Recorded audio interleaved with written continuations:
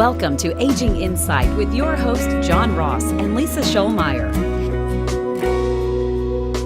This program is brought to you by Heritage Home Health, Ameriprise Financial, Better Hearing Care, Learning RX, Windsor Cottage, Red River Federal Credit Union, Wadley Senior Clinic, Home Care Assistance, Hospice of Texarkana, Our Place Respite Care Center. Welcome everyone to yet another edition of Aging Insight. I'm Lisa Schollmeyer and I'm here today with my partner John Ross, and we are here to bring you the most information that you can use as you age in place and take care of senior members of your own family. And John, how's it been since the last show that we've... It's been great, as usual. Good. Well, you know, we've had a lot of nice feedback from everyone out there, and we appreciate that. So just keep watching Aging Insight, and if there's a topic that we haven't covered yet, we will definitely get to it. So let us know. Well, John, what do you think is the most common reason for someone to come in to an office like ours, or to approach an attorney or legal professional about concerns with aging? Well, I would say the comment that I get most often, the stuff that most people are coming in to see me about, is wills. People are wanting to come in, they're talking about wills. Should they get a will? Do they need a will? Will I look over their will? But it's always something about wills, and a lot of times there's lots of questions about whether or not that will is valid, whether or not it was executed properly, how did they make changes to that will? And so I kind of thought maybe today would be a good opportunity to talk about some of those things as they relate to how do you make a will, what's necessary as far as signatures or notary and all of that sort of thing. How do you change it? How do you revoke it? All of those sort of issues. Well, that's right, John. We are always hearing from clients, and that is the first thing they usually ask about is about wills. And wills are something, they're a bit of a mystery in that, you know, a lot of folks in Hollywood, they say, well, when is there going to be a reading of the will, and how does that work? And so today we were hoping to clear up some myths about what a last will and testament does and what it doesn't do, and also just to arm you with some information. So, John, first thing, I suppose, is what is a will in the most basic sense? Right. And so, essentially when we're talking about this sort of thing, there's, all a will is you saying who you want to get your stuff when you die. And a will can be made by anybody as long as they're at least 18 years or older, and as long as they are competent. They have to understand what it is that they're doing. They have to know who their family members are. They have to know the nature of their estate and how that they would want those things to pass along when they die. All right. Well, I guess one of the other questions we get, most people generally have an idea that a will is something that it's a written document that's going to pass down their property at their death. But then they get caught up in, does it have to be a super secret magic words on that document? Is there a particular way it has to be done? So one of the most surprising things that I often share with people is that a will can be done just scratched out on a piece of paper, completely and the testator, that's the person who makes the will, in their own handwriting. Right. So something that's entirely in the person's handwriting and signed by them is what's called a holographic will. And so a holographic will, notice I didn't say that it needed to be witnessed. I didn't say that it needed to be notarized. It has to be entirely in the person's handwriting and signed. But notice, this is kind of important. For example, I couldn't I've mentioned that to people before, and I've said, hey, it can be entirely in your handwriting, and the lady I'm talking to will say, well, I'll just let my daughter write out the most of what I want, and then I'll sign it. And that'll all be in our handwriting, right? No, not our handwriting. It has to be entirely in that person's handwriting and signed by them. That's a holographic will. So that's number one. Right, and so now when something is in someone's own handwriting, no witnesses are required. It's just that their handwriting is recognizable to be that person's handwriting is something that is key when we're talking about a holographic will. Now, a holographic will can be a valid will, but there's another type of will. You know, these days we have computers at our fingertips such that we all can jump on a computer or a word processor, or much like the situation you discussed, John, where you know your adult child could type out something for you to sign. So let's talk about a typewritten will as opposed to a holographic will. Right. So if a will is not entirely in the person's handwriting, then that will must be witnessed by two witnesses. And those witnesses should be independent witnesses, so they're not somebody who's going to get something out of it. So, for example, if I'm leaving everything to my kids, I shouldn't have my kids as the witnesses. Well, and a key point on that, John, is that oftentimes when we've had that come up, you know, a testator, the person who's making the will say, well, you know, I don't have any witnesses close by, but I'll get my son-in-law to witness. Now, I'm leaving stuff to my daughter, but I'll get my son-in-law to witness. Now, does that work? Yeah, it can get real tricky. I would say, you know, any situation like that, your best bet is to make sure that that witness is completely disinterested. Now, you'll notice we still haven't said anything about a notary. Why don't we take a quick break, and then we'll come back and talk about why you notarize a will.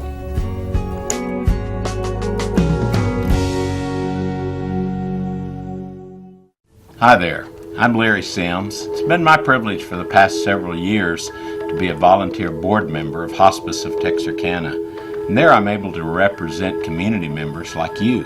We continually customize our end-of-life care to better meet the needs of our community. As an example, our medical director and nurse practitioner still make visits to homes and facilities. Call today to learn more about the help we can give your family. Hospice of Texarkana, the nonprofit hospice established in 1985 for the community, by the community.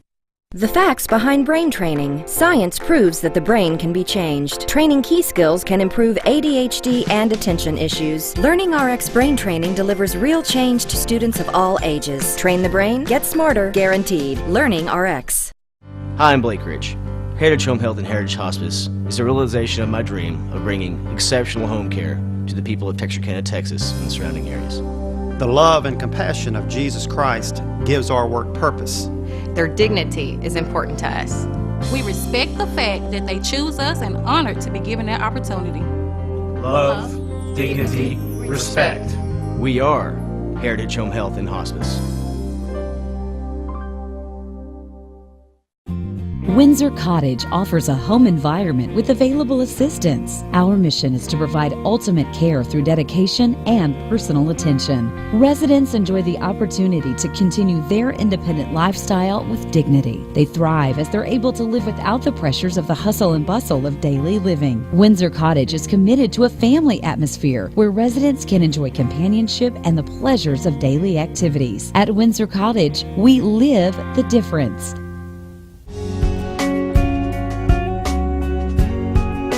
Welcome back. Today, Lisa and I are talking about wills. And prior to the break, we talked about the fact that you can make a will in one of two ways. Either something that's entirely in the person's handwriting and signed by them, or if it's not entirely in their handwriting, then it needs to be witnessed by two independent witnesses. And independent meaning people who are not going to receive any sort of benefit out of that will. Well, you know, I bet, Lisa, there's people out there and they're saying, well, what is all of this business about a notary? Everything I've ever heard says you've got to get that will notarized. And well, why is it that we notarize wills?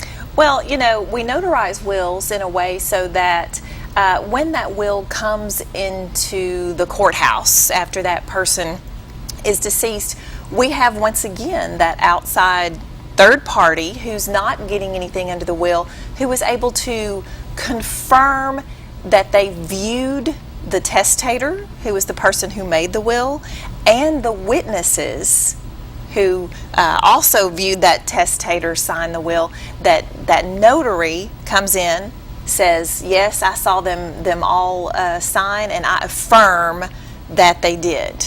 Right. So essentially what we're trying to do is we're trying to simplify the probate process later on down the road.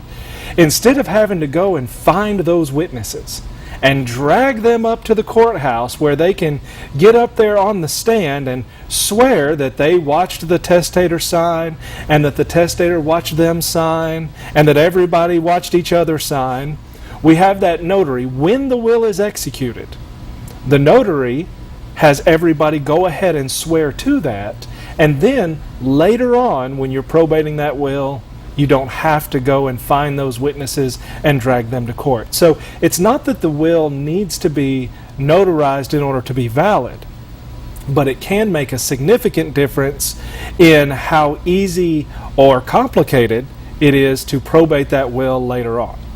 Right, and that's another question that we get quite a bit is someone will bring in a will and they'll show us the signatures on the document, and I'll ask about the witnesses, and I will find out that maybe the witnesses didn't sign together at the same time, or that the person who made the will signed and one witness was there, and then somebody came by the house later and signed the other witness block, and that can also create problems. Yeah, one key point to always remember is that the formalities that go along with executing a will are very strict, and you must follow those formalities exactly, or else that will can be found to be invalid later on down the road. Well, okay, John, so we've talked about the fact that a holographic will, something that is written completely in the testator's own writing, dated, handwritten, signed, can be a valid will. We've talked about a typewritten will that's not completely in the testator's own handwriting. And listening to all this information about witnesses and notaries, I think, gee, why doesn't everybody just do a holographic will in their own handwriting? And the bottom line is, most of us are not trained to simplify the process as best it can be done if we're writing our own document. Right. And particularly when you talk about the fact that a will, in order to be valid, is going to have to be probated. If you live in Texas, for example, you must probate that will within 4 years. If you live in Arkansas, you must probate that will within 5 years from the time that person passes away. And that process can be smooth or it can be hard. And oftentimes the omission of even a single word can make all the difference in the world. For example, you might be appointing an executor. The executor in your will is the person who's in charge of making that will happen. In other words, when you pass away, the executor gathers up all of your stuff and then they distribute it out to whoever the will says, your heirs, your children, your spouse, whoever it is.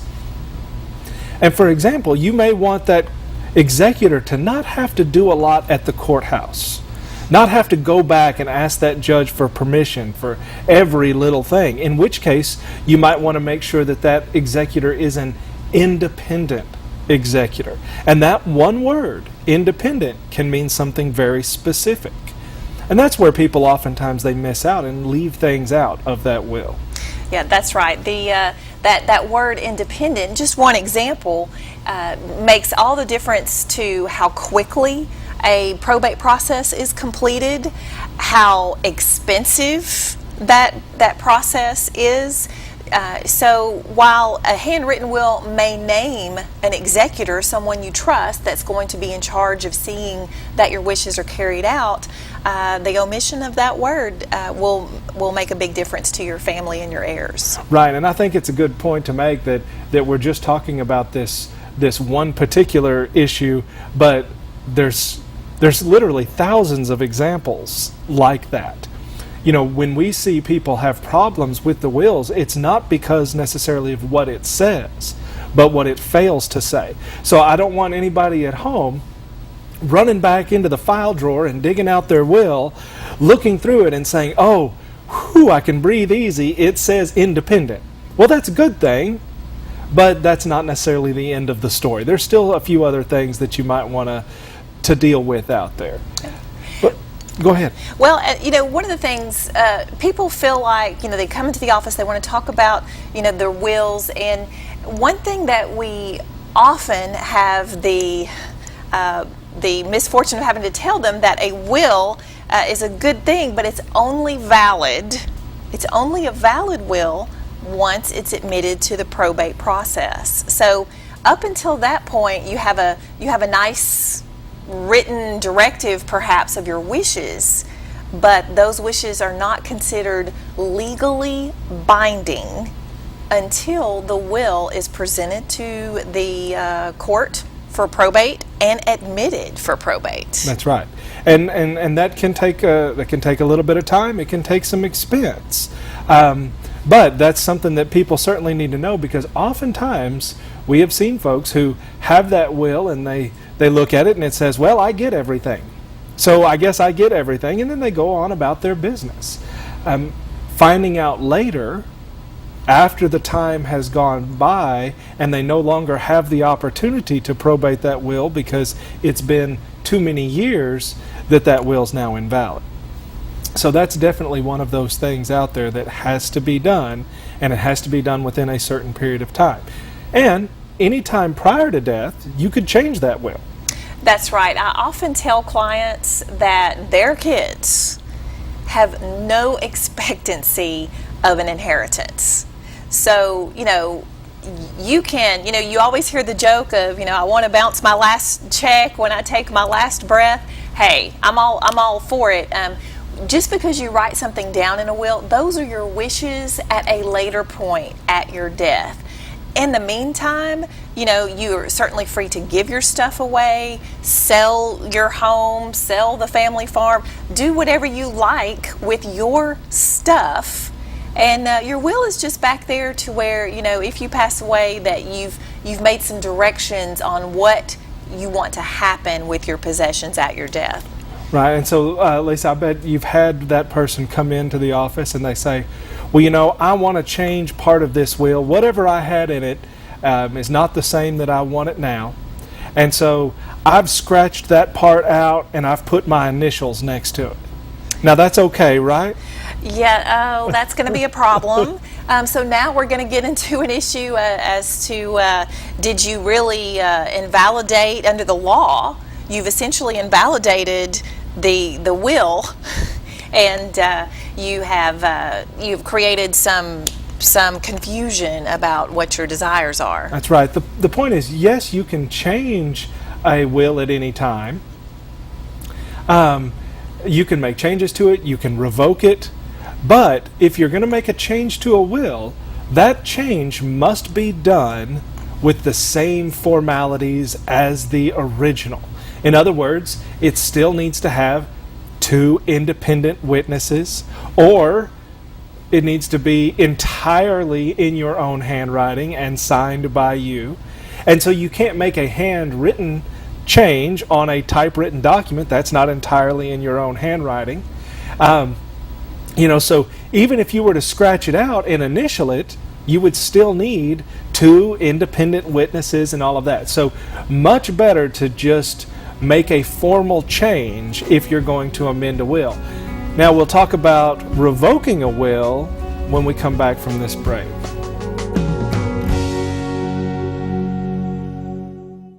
As things get older, they require more care. This car and I have seen a lot of miles together, but because I take care of her, she runs just like she did in 1955. That's why I chose the Wadley Senior Clinic, with an individualized care plan designed just for me and a convenient location off Jefferson Avenue. They have everything to keep me running like new. It's not about the miles, it's about the journey. Let the Wadley Senior Clinic keep you happy, healthy, and cruising down the road of life. Hi there, I'm Larry Sims. It's been my privilege for the past several years to be a volunteer board member of Hospice of Texarkana, and there I'm able to represent community members like you. We continually customize our end-of-life care to better meet the needs of our community. As an example, our medical director and nurse practitioner still make visits to homes and facilities. Call today to learn more about the help we can give your family. Hospice of Texarkana, the nonprofit hospice established in 1985 for the community, by the community. The real value of learning RX brain training is measured by its power to improve lives. Students, career adults, seniors, traumatic brain injuries. Train the brain. Get smarter. Guaranteed. Learning RX. Our children were the first to notice that my husband needed in-home care. Being his full-time caregiver was becoming very difficult for me, physically and emotionally. And we would never dream of moving him outside our home of 40 years. That's when we called Home Care Assistance. With Home Care Assistance, I know I can reach a care manager 24 hours a day. Schedule your free in-home assessment at 1-866-4-LIVE-IN. Welcome back to Aging Insight. Today, John Ross and I are here and we're discussing wills. Probably one of the most popular topics that we have questions asked of us while we are out and about in the community. And before the break, we were talking about if you wanted to make changes to your will, and you would need to execute those changes with the same formalities as you did when you originally made that will. But you know, John, sometimes it's not just about a little change, it's about making a big change, including revoking that will and getting rid of it. So how can a client do that? Right, so if you want to revoke a will, essentially there are two ways that you can revoke a will. The first one is by a physical act. Now, that may sound strange, it's not. Simply tear it up, throw it away, burn it, destroy it, shred it. Anything, any physical act that you do with the intention of destroying and revoking that will, revokes the will. So that's one option. The second option is to execute a second or subsequent will that revokes the first one. So for example, many people have heard where, you know, in the first paragraph of that will it says, I, John Ross, make this my last will and testament, revoking any prior wills that I may have executed. And that sentence is put in there so that we know that this document is the one that I intend to be my will, and any others I might have written out there are revoked by it.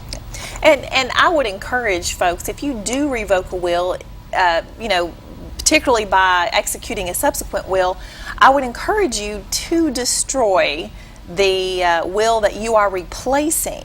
Because what happens is these days we're so used to keeping copies of everything on hand. Well, if we keep a copy of that old will on hand when we don't mean for its provisions to be effective, again, we can cause confusion.